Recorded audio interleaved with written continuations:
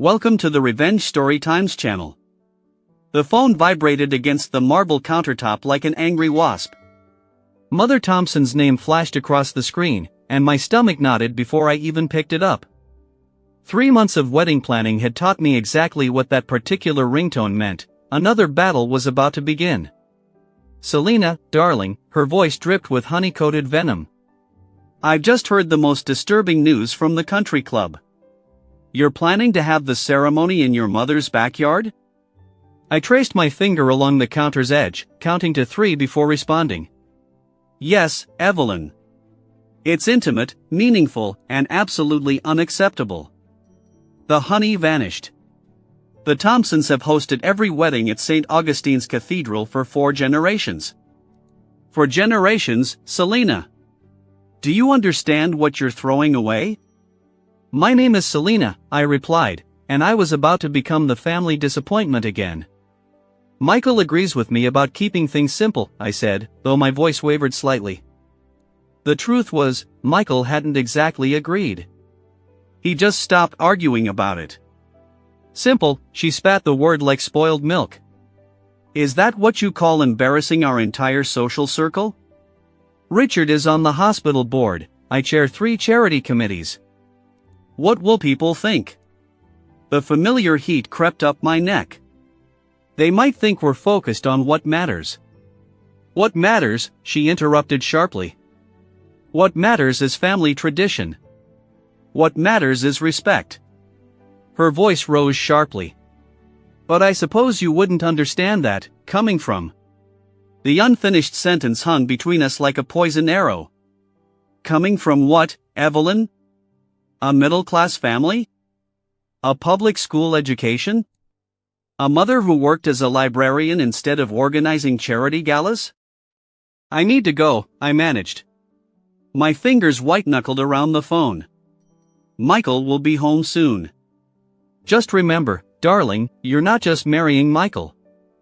You're marrying into the Thompson name, a name that means something in this city." The call ended, but I stood frozen, letting the phone's edge dig into my palm. Through the kitchen window, I could see Mom's backyard, the massive oak tree where Michael had proposed, the garden beds we'd spent weekends perfecting. It was beautiful, meaningful, and according to my future mother-in-law, completely worthless. I heard the front door open, followed by Michael's familiar footsteps. "Hey, babe, you okay? You look..." My mother called. The words came out sharper than intended. His shoulders tensed. "About the wedding? About how I'm destroying 4 generations of Thompson tradition?" I turned to face him. "About how my background isn't good enough for your family name?" "She didn't mean, don't," I held up my hand. "Don't defend her. Not this time." Michael ran his fingers through his hair, his tell when he's stressed. "What do you want me to do? They're my parents. I want you to stand up to them. To tell them that our wedding is about us, not about their social status, or their country club friends, or their precious family name." He stayed silent, and in that silence, something shifted, something final. I walked to the window, pressing my forehead against the cool glass. Behind me, Michael shuffled uncomfortably, caught between loyalty to his parents and love for me. But I wasn't watching him. I was watching the oak tree, remembering his proposal, remembering how simple everything had seemed then. "I need some air," I said finally, grabbing my keys. "Don't wait up." As I drove away, my phone buzzed again. "Evelyn." I ignored it, but her words echoed in my head. The Thompson name means something in this city. Fine. If she wanted to play games with names and reputations, I knew exactly who to call. It was time. Just Jennifer Collins and her father, the senator, got involved in this little family drama. Sometimes the best revenge isn't served cold, it's served with a perfectly polite smile and a guest list that would make Evelyn Thompson choke on her morning mimosa. I found myself at Mom's house well past midnight, sitting at her worn kitchen table while she brewed chamomile tea. The familiar scent of lavender dish soap and old cookbooks wrapped around me like a comfort blanket, but even that couldn't ease the tension in my shoulders. "You're going to wear a groove in that table," Mom said, watching me trace the same old water ring for the 100th time. Michael texted 8 times on the drive here, but I pushed my phone face down. He says I'm being unreasonable, I muttered. Mom set 2 steaming mugs down and settled across from me. And what does Selena say? Selena says she's tired of being a family disappointment, I replied, the words coming out bitter. Did you know Evelyn keeps a photo album of all the Thompson wedding ceremonies? For generations at St. Augustine's Cathedral, for perfect society page weddings. And now her son wants to get married in my backyard. Mom's eyes crinkled. How terribly déclassé. It's not funny, Mom. No, it's not. But neither is letting that woman make you doubt yourself. She reached across the table, her hand covering mine. You remember Jennifer's wedding? The 3-ring circus at the plaza? I snorted. How could I forget? And where is Jennifer now? Divorced. Living in Los Angeles. I paused, seeing where she was going with this. But that's different. This isn't about the wedding, not really, Mom said. It's about respect. About being good enough. The back door creaked, making us both jump. Michael stood there, looking rumpled and exhausted. I knocked, he said quietly, but I heard voices. Mom stood, gathering her tea. I'll leave you 2 to talk. Linda, please stay, Michael said quickly. I actually need both of you to hear this. Something in his tone made my stomach clench. My parents want to host an engagement dinner next weekend, he continued. At the country club. They've already invited everyone. Everyone? The word felt like glass in my mouth. The hospital board, their charity committee friends, the mayor's wife, he wouldn't meet my eyes. They say it's tradition. Of course they do. I pushed back from the table, the chair legs scraping against the linoleum. And let me guess, you told them yes without asking me first? Selena, no, Michael. This is exactly what they always do. They bulldoze right over what we want, what we planned. And you just let them. They're trying to welcome you into the family by what? Parading me around like some circus act? Come see the middle-class girl who dared to marry a Thompson. Mom cleared her throat. Michael, would you like some tea? We both turned to stare at her. She met our looks calmly, already pulling down another mug. Chamomile, she continued. Good for frayed nerves. And while you drink it, maybe you can both remember that marriage isn't about winning battles, it's about choosing which hills to die on. Michael sank into a chair, accepting the mug. I love you, Selena. You know that. But they're my parents, and sometimes keeping the peace is worth what? I cut in. Worth watching your wife be humiliated? Worth letting your mother treat my family like we're beneath her? That's not fair. Neither is making me choose between my self-respect and your family's traditions. The silence stretched between us, broken only by the quiet tick of Mom's ancient wall clock. Finally, Michael set down his untouched tea.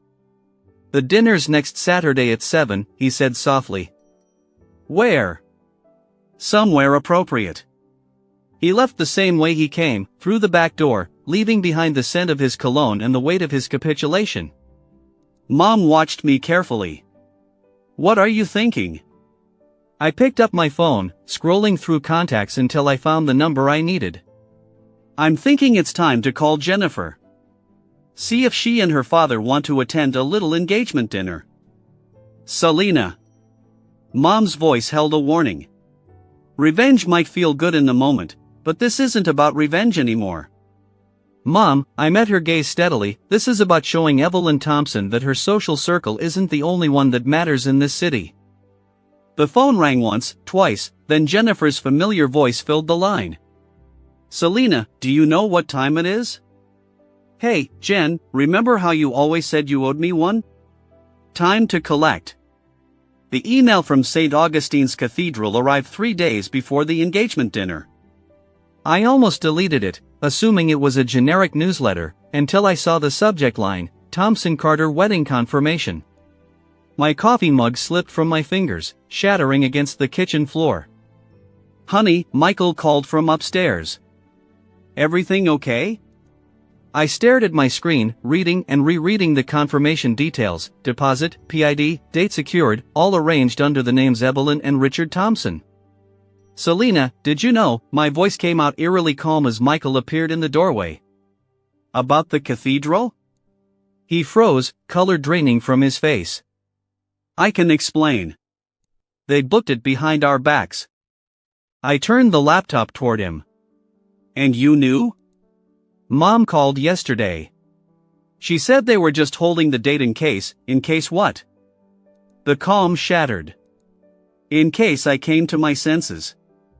In case you finally convinced me to be the proper Thompson bride. They put down a non-refundable deposit. Of course they did. I laughed, a sharp, ugly sound. Because money is how they control everything. Everyone. Michael stepped carefully around the broken mug, reaching for me. Baby, please, they're trying to help, stop. I backed away. Just stop defending them for once in your life, Michael. See what they're really doing. What they're doing is giving us a beautiful wedding. No, I snapped. What they're doing is making sure everyone knows the Thompsons still control everything. That they can buy whatever they want, including their son's spine. The words hung between us like shrapnel. Michael's face hardened. That's not fair. Neither is this. I grabbed my phone, dialing Jennifer's number. But I'm done playing fair. Don't. Michael reached for the phone. Whatever you're planning, Jennifer answered on the second ring. Perfect timing. Dad just confirmed he can make Saturday's dinner. He's bringing the governor too. They're both in town for that education bill vote. Michael's eyes widened. Wonderful, I said, holding his gaze. Evelyn will be thrilled. She loves a full guest list. After hanging up, I turned back to my laptop, forwarding the cathedral email to my mother-in-law with 2 words, explain this. The governor? Michael's voice cracked. Selena, what are you doing? Giving your mother exactly what she wants, I said, a society event worth talking about. I started gathering my purse and keys. Though probably not the way she imagined. Where are you going? To buy a new dress for Saturday.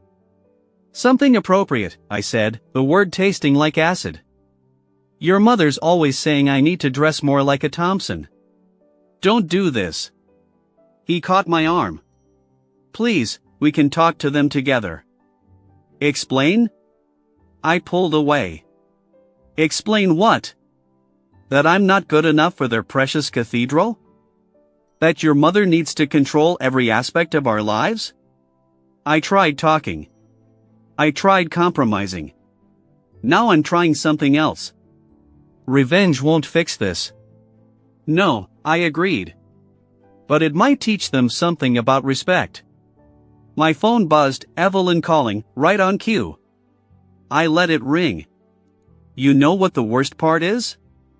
I turned at the door. I actually believed you when you said you loved me more than your family's expectations. Guess we were both wrong about something. I left him standing there, surrounded by broken ceramic and broken promises. In my car, I finally checked Evelyn's voicemail. Selena, darling, her voice trembled with barely controlled rage, we simply must discuss this misunderstanding about the cathedral and this guest list I'm hearing about. Call me immediately. I deleted the message and dialed Jennifer instead. Hey, I said when she answered, remember that red Valentino dress you wore to the Emmys last year? Any chance I could borrow it for Saturday? The one that made page 6? Jennifer paused. It's yours. Are you sure about this? Mixing your in-laws with my father's political circle? Oh, I'm sure. I pulled into the parking lot of the same country club where the engagement dinner would be held. It's time the Thompsons learned they're not the only ones who know how to play social games. Through the windshield, I could see Evelyn's Mercedes already parked out front. "Perfect," I whispered. "Time for a little preview of Saturday's entertainment." The country club's marble floors echoed with each step as I followed the maitre d' toward the private dining room. Through the doorway, I caught a glimpse of Evelyn's perfectly coiffed hair, her back straight as a ruler, as she arranged place cards with military precision. I cleared my throat. "Planning my engagement dinner without me?" I said. She startled, nearly dropping the card in her hand. "Selena, I didn't expect." Clearly, I picked up one of the cards. "Dr. and Mrs. Harrison Whitmore. Funny, I don't remember adding them to our guest list." "Darling, please." Evelyn's smile stretched tight. "Harrison is the chief of surgery. He's practically family. Like the governor." The color drained from her face. "What?" she stammered. "Oh, didn't Michael tell you? Jennifer Collins and her father are coming. The governor too." I traced the gold lettering on the place card. "I should probably help you rearrange these. Protocol can be so tricky with elected officials." "You had no right, like you had no right to book St. Augustine's?" The door opened behind us, and Richard Thompson strode in, followed by Michael. They both froze, reading the tension in the room. "What's going on?" Richard demanded. "Ask your wife about the cathedral." I turned to Michael. "Or your son."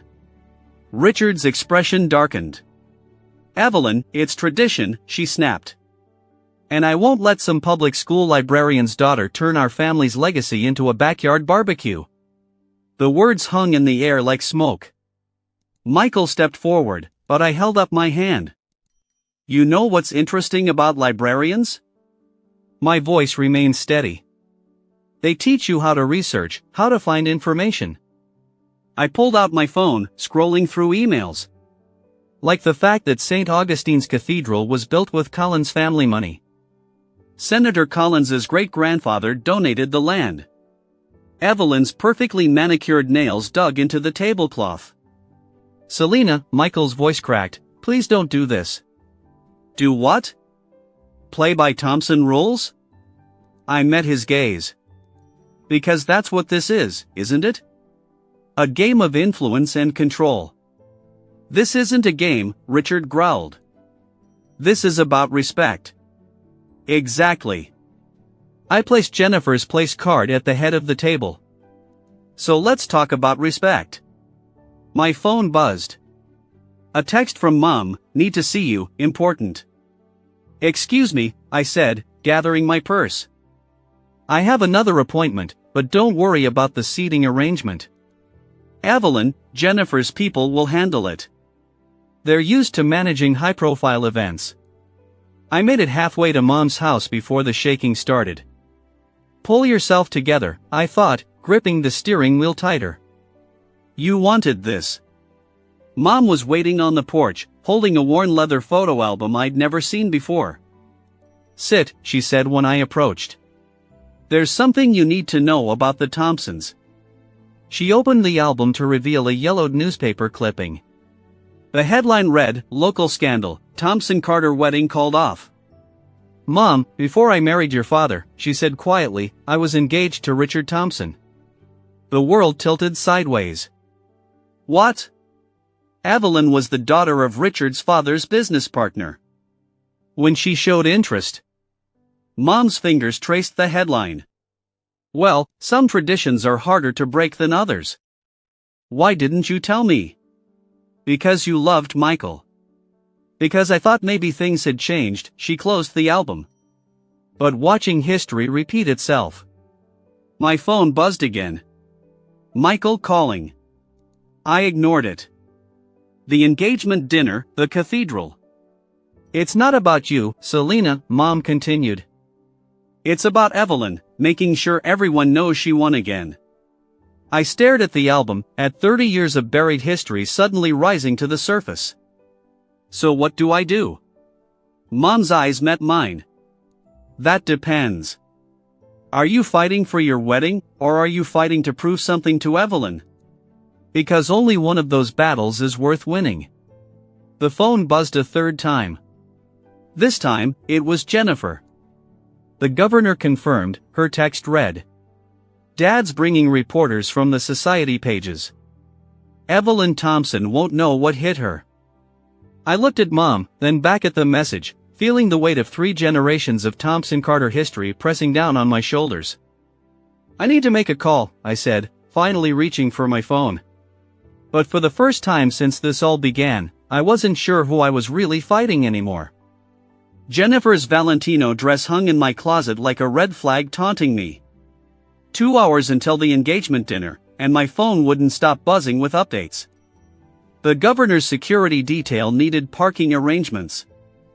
Senator Collins's office wanted to confirm menu restrictions. Michael had left 8 voicemails.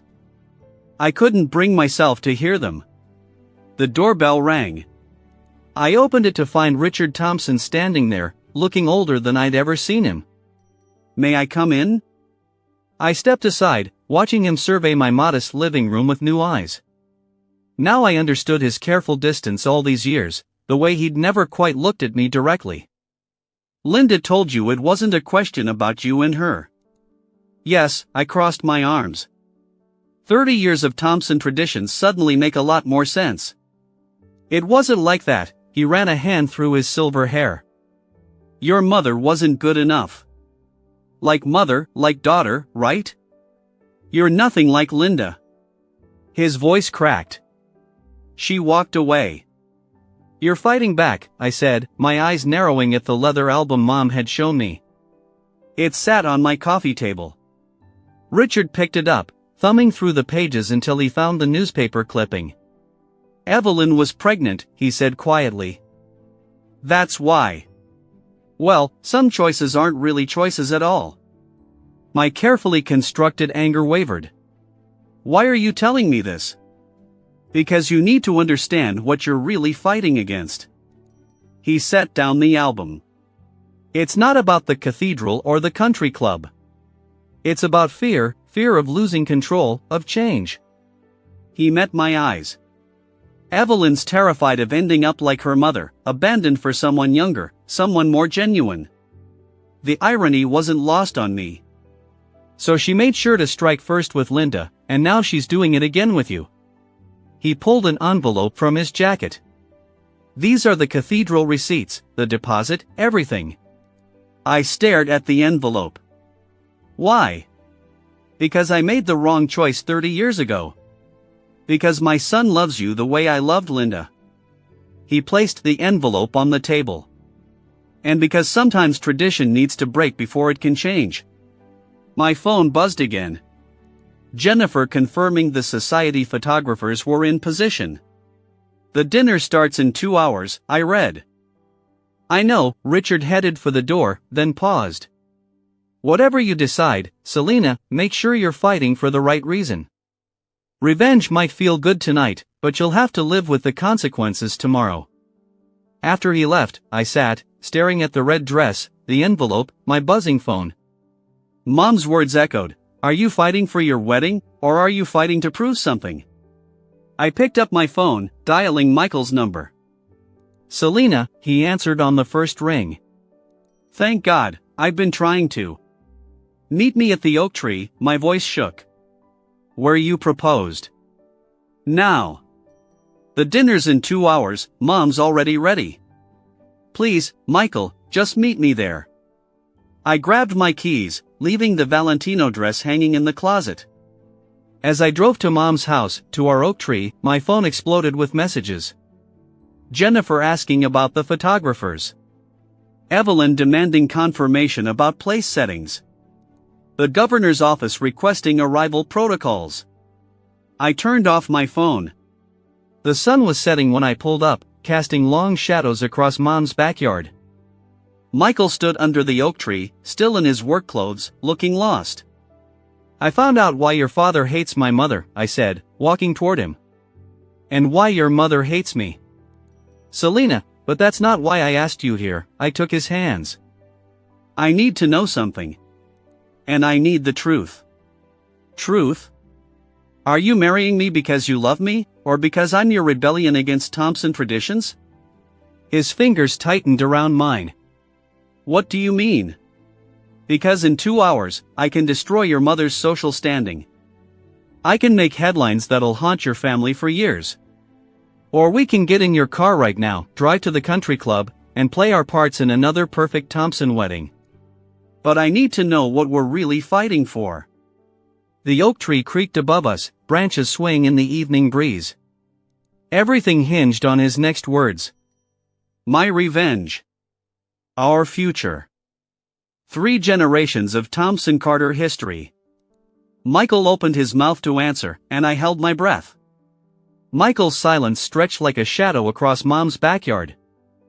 Finally, he pulled his hands from mine and walked to the oak tree, pressing his palm against its rough bark. I got my first job offer in Seattle, he said quietly, right after college. 6 figures, corner office, everything I'd worked for. I stayed rooted in place, unsure where this was going. Mom said it would kill Dad if I left the family business. The Thompson legacy, he turned back to me. So I stayed. Like I always stay. Michael, but you. His laugh was hollow. You make me wish I'd gotten on that plane. My phone buzzed in my pocket, probably Jennifer, wondering where I was. The engagement dinner would start in less than an hour. That's not an answer, I said. Yes, it is. He stepped closer. I love you because you're everything they're afraid of. Everything I wish I could be. The words hit like a slap. So, I am your rebellion? No, you're my wake-up call. He pulled out his own phone, scrolling through messages. Look at this. Mom's sent 14 texts about the governor's seating arrangement. Dad's called 3 times about the cathedral deposit. They're trying to control us, and you're trying to destroy them. His voice hardened. Tell me, what's the difference?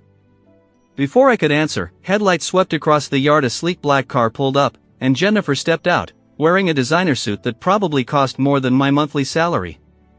There you are, she strolled toward us, phone in hand. The photographers are in position, the governor's 2 minutes out, and your mother-in-law is having a meltdown about the place cards. This is going to be epic.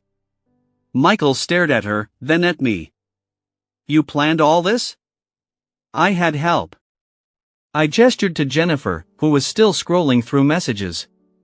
Oh, and Dad convinced the Times to send their society columnist. Tomorrow's headline, Thompson family scandal, history repeats. Pure gold, Jennifer added. History repeats? Michael's voice cracked. What does that mean? I opened my mouth, but no words came. How could I explain about his father and my mother, about 30 years of buried secrets and repeated patterns? Selena, Jennifer prompted, we need to go. Everyone's waiting. Michael pulled out his car keys. You know what? Let them wait. What are you doing? Making a choice. He started walking toward his car. I'm done being the dutiful Thompson son. Done watching everyone I love tear each other apart over some twisted idea of family honor. Michael, wait.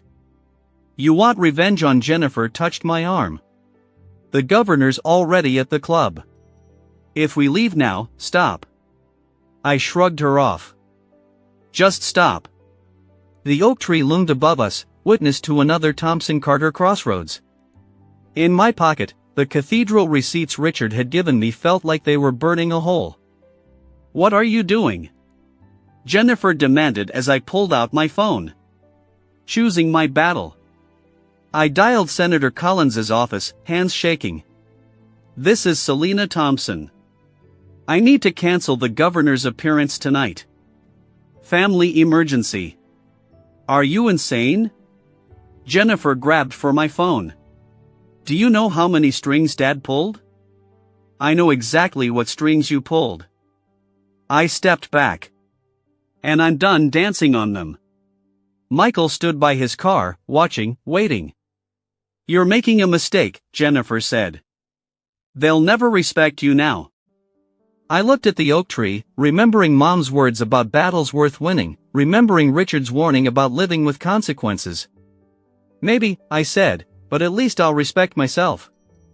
I walked toward Michael's car, leaving Jennifer standing in my mother's backyard, surrounded by 30 years of Thompson Carter history and a revenge plot that suddenly felt as hollow as Evelyn's social pretenses. "Where are we going?" Michael asked as I slid into the passenger seat. "I don't know." I pulled out my phone one last time, typing a message to Evelyn. "The engagement dinner is cancelled, but we need to talk about Linda, about Richard, about everything." "But I know where we're not going," I added as Michael started the engine. "And sometimes, that's enough." Michael parked in front of the Thompson estate at midnight. The house loomed dark, except for the study windows, where warm light spilled across manicured lawns. Of course, Evelyn would be waiting. "You don't have to do this," Michael said. "Yes, I do." I clutched the leather album from Mom in one hand, the cathedral receipts in the other. Some stories need to end differently. The front door opened before we reached it. Evelyn stood in her designer dress, makeup perfect despite the hour.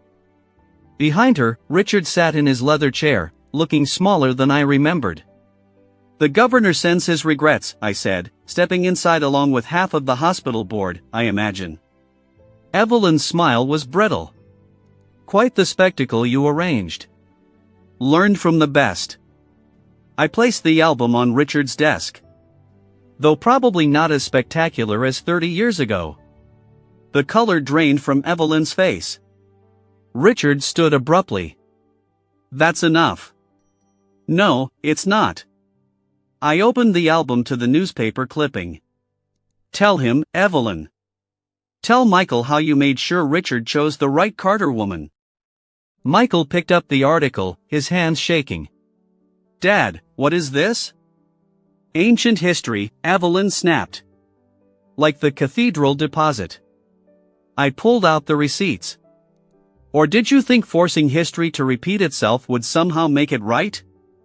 "You have no idea, I know exactly what I'm talking about." My voice stayed steady.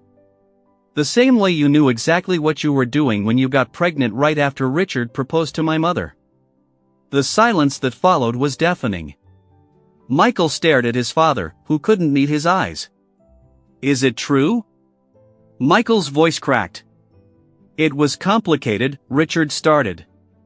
"It was necessary," Evelyn cut in.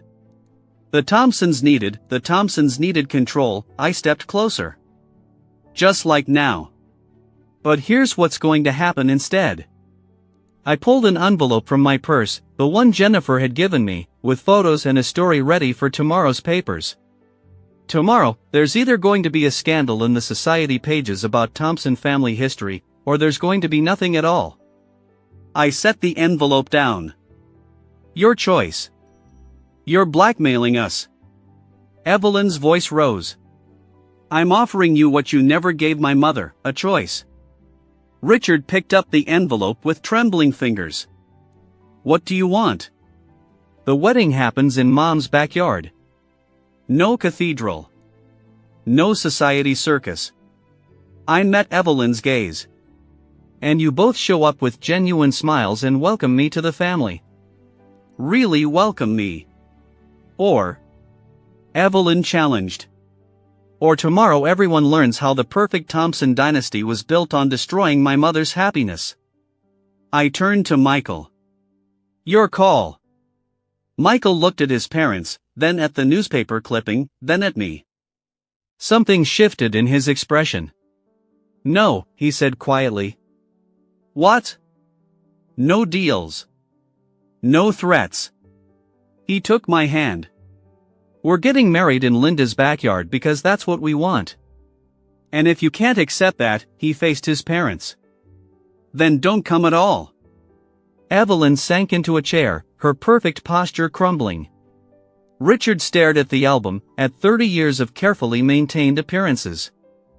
"I loved her," he whispered. "Linda. I really did." "I know," I said softly. "That's what makes it worse." Evelyn's hand found Richard's, squeezing tight. For the first time, I saw fear in her eyes, not of scandal or social ruin, but of history truly repeating itself. "The backyard wedding stays," she said finally. But, she pulled out her checkbook. "Let us at least help make it beautiful, the way it should have been 30 years ago." She wrote a number that made my eyes widen, then held out the check. "This isn't about buying forgiveness," she added quickly. "It's about choosing a different ending." I looked at the check, then at Michael, then at the envelope of damaging photos. Revenge had brought me here, but something else would have to lead me out. "Okay," I said, taking the check but leaving the envelope. "Let's write a new story." Michael squeezed my hand as dawn began to break outside, painting the Thompson estate in new light. Sometimes, the best revenge isn't about destroying the past. It's about building a different future. The oak tree in Mom's backyard wore strings of fairy lights like stars caught in its branches. White chairs dotted the lawn, and mason jars filled with wildflowers lined the makeshift aisle. Simple. Perfect. Exactly what we'd wanted from the start. I watched from the kitchen window as Evelyn adjusted a flower arrangement, her designer dress collecting grass stains as she knelt in the dirt. Richard stood nearby, deep in conversation with Mom. Their body language was careful but no longer strained. Quite a transformation.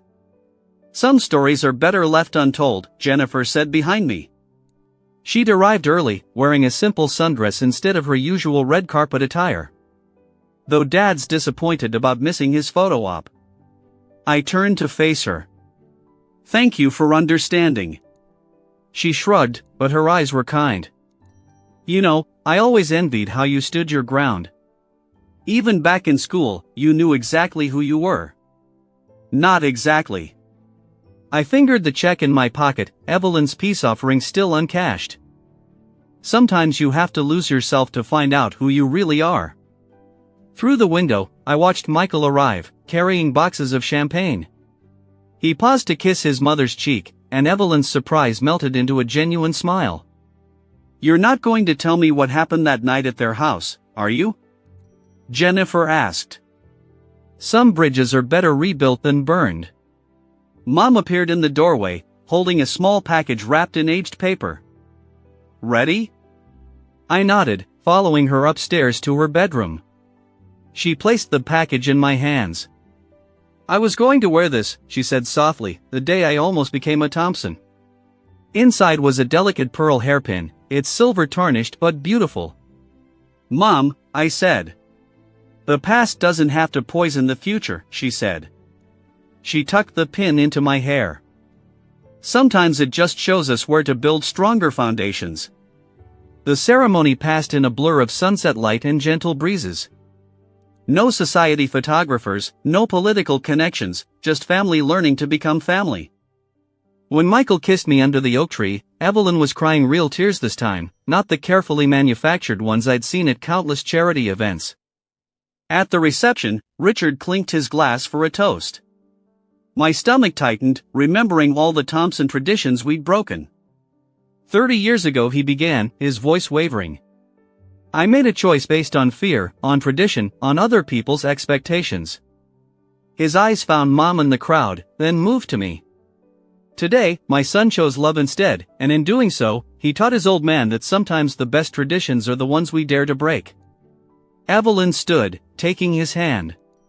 "To new beginnings," she added, "and to the daughter we almost lost before we truly found her." Later, as fireflies replaced the setting sun, I found the uncashed check in my pocket. Michael watched as I tore it carefully down the middle. "You sure?" he asked. "Some debts can't be paid with money." I scattered the pieces like confetti. "And some shouldn't be paid at all." Mom and Evelyn sat together at a corner table, heads bent over the leather album, not erasing the past, but finally facing it. Richard watched them from a distance, his expression a complex mix of regret and relief. "Think they'll be okay?" Michael asked. "I think they'll be better." I leaned into him, watching our family slowly become one. Sometimes, revenge isn't about making someone pay, sometimes it's about making them see. Jennifer caught my eye from across the yard and raised her glass in a silent toast. She understood now why I'd cancelled her father's appearance, why I'd chosen this simple celebration over social warfare. Some victories aren't won through destruction. The oak tree swayed gently overhead, its lights twinkling like the stars emerging above. 30 years of Thompson Carter history whispered through its leaves, but the sound was different now, not a reminder of what was lost, but a promise of what could be built. I felt the pearl pin in my hair, carrying both my mother's past and my future. Some battles are won not by fighting, but by finding the courage to lay down arms and build something new from the ashes of what might have been. Thank you for listening.